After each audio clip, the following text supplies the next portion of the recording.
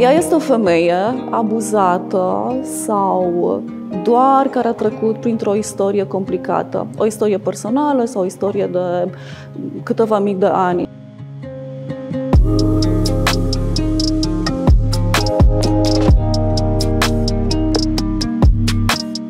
Ea este practic femeia anonimă.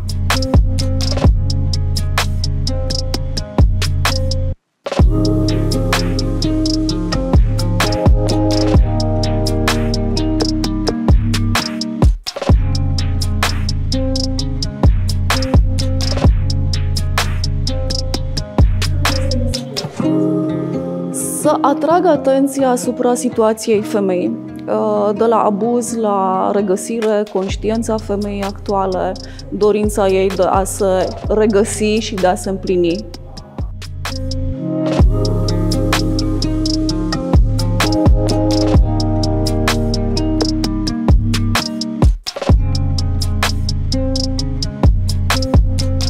Toate săpunurile conțin un text personal, ca și memoaruri, micile notițe pe care ni le facem zilnic. Este un îndemn la încrederea în interiorul nostru și la faptul că arta ar putea să vindece.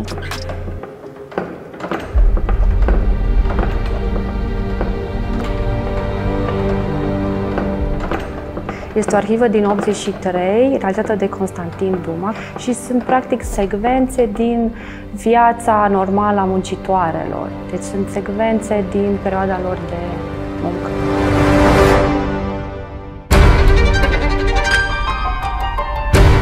Ce era important pentru mine este să descoperim oarecum colentoare, pentru că imaginea în ziua de azi e atât de facilă.